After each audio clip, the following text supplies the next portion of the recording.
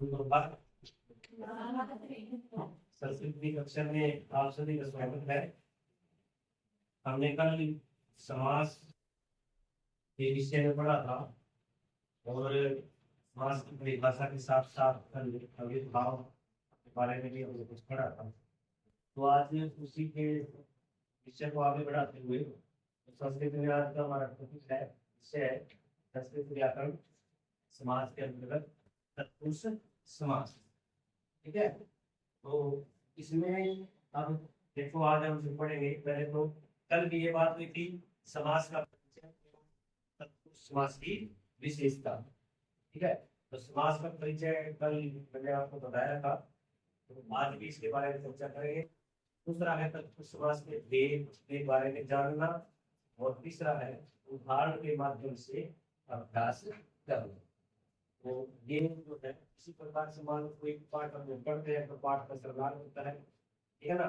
श्रृंगार के बाद पाठ का अभ्यास आता है, अभ्यास के बाद हम जब पाठ के बारे में जानते हैं। तो इसमें अब समास की परिभाषा, ये बात कल भी आई थी, कल भी परिभाषा के बारे में बताया था। आज फिर दोबारा से हम इसकी पुनरावृत्ति करते हैं कि दो या दो से अधिक शब्दों के संयोग से बनने वाला नया शब्द समास कहलाता है। दो या दो से अधिक शब्दों के संयोग से मतलब जुड़ने से, दो शब्द या दो से अधिक शब्द कितने भी हो उनको जब आपस में जोड़ दिया जाता है तो उससे जो नया शब्द बनता है उसको क्या कहते हैं, समास कहते हैं। इसके साथ साथ समास के बारे में हम बिल्कुल छोटी सी परिभाषा की बात करें तो संक्षेप करना, छोटा करना, ठीक है ना, तो वो भी समास की परिभाषा में आ जाता है। तो समास की परिभाषा के साथ साथ समास की 5 मुख्य श्रेणी मतलब 5 मुख्य भेद है समास के। पहले समास का नाम तो हमने कल पढ़ा था अविर्भाव समास, दूसरा है तत्पुरुष समास, तीसरा है द्वंद्व समास, चौथा है द्वंद्व समास, और 5वां क्या है, कर्मधारय समास। तो ये समास के कितने भेद हुए, 5 जो है वो समास के क्या है, मुख्य भेद। समास के 5 मुख्य भेद, ठीक है। तो अब आया अविर्भाव के बाद दूसरा समास कौन सा है, तत्पुरुष समास। जैसे पहले हमने अविर्भाव समास पढ़ा था। अविर्भाव समास में क्या था,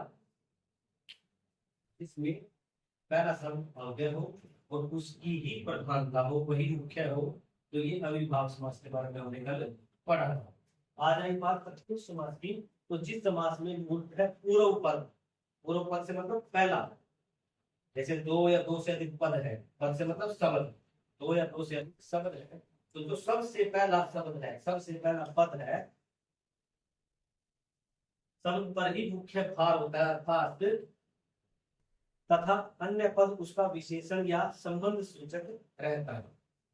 ठीक है, जिस समास में मूल है पूर्व पद की प्रधानता हो, ठीक है, और तथा अन्य पद उसका विशेषण या संबंध सूचक रहता है। विशेषण आपने पढ़े हैं, जो शब्द संज्ञा या अवसर्म नाम की विशेषता प्रकट करते हैं उन्हें हम क्या बोलते हैं, विशेषण।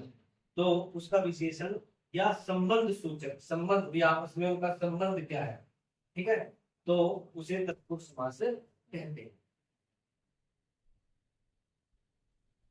तत्पुरुष समास के लक्षण, पूर्व पद एवं उत्तर पद के बीच संबंध स्पष्ट, मतलब स्पष्ट होता है। पहले पद और बाद वाले पद, पहला पद और बाद वाला जो पद होता है उनके बीच में आपस में जो संबंध है वो क्या होता है, स्पष्ट होता है। दूसरा है उत्तर पद पर अधिक बल, उत्तर पद पर क्या होता है, अधिक बल, बल से मतलब अधिक जोर, ठीक है ना। और पूर्व पद केवल विशेषण या संबंध, पहला पद जो है वो केवल विशेषण या फिर संबंध सूचक। और तीसरी बात क्या है, कारक विभक्ति के अनुसार भेद निर्धारित। आपने विभक्तियां पढ़ी है, शब्द रूप पढ़े हैं, शब्द रूप पढ़े हैं ना, तो शब्द रूप में विभक्ति होती है, जैसे प्रथमा विभक्ति, द्वितीय विभक्ति, तृतीय विभक्ति, चतुर्थी, पंचमी, षष्ठी, सप्तमी, पढ़ी है नहीं। शब्द रूप, प्रत्येक शब्द रूप जो है वो विभक्तियों में होते हैं, जैसे एक वचन, द्विवचन, बहुवचन, 3 वचन होते हैं और 7 विभक्तियां होती है, पढ़ा ना। जैसे बालक शब्द या राम शब्द या शब्द रूप चलाते हो तो प्रथमा विभक्ति में क्या पड़ता है, राम है, रामौ, रामम, ये बनता है ना। द्वितीय विभक्ति में क्या बनता है, रामम रामौ रामम, समझते हैं ना। तो इसने क्या कहा, कारक विभक्ति के अनुसार उसके भेद निर्धारित है, ठीक है ना। जैसे प्रथमा विभक्ति है तो उसका क्या बनेगा, कर्ता कारक, कारक बोलते हैं तो कर्ता कारक। तो ये है विभक्ति के अनुसार। आगे कहता है,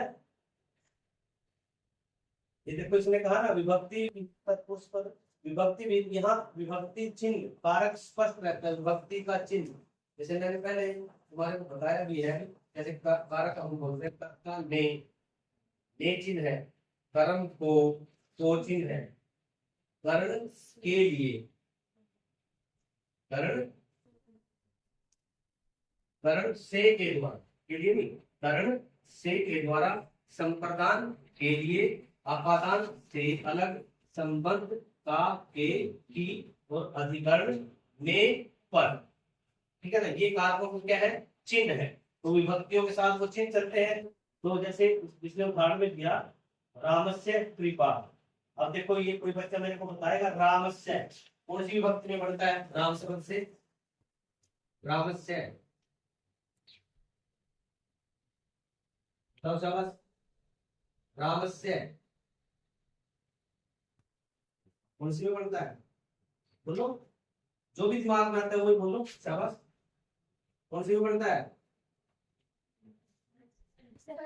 षष्ठी, शाबाश, ये भी ना बहुत अच्छे बच्चे हैं। तो रामस्य क्या बनता है, षष्ठी में, षष्ठी में बनता है ना। तो षष्ठी का चिन्ह क्या बताया था मैंने, षष्ठी विभक्ति का के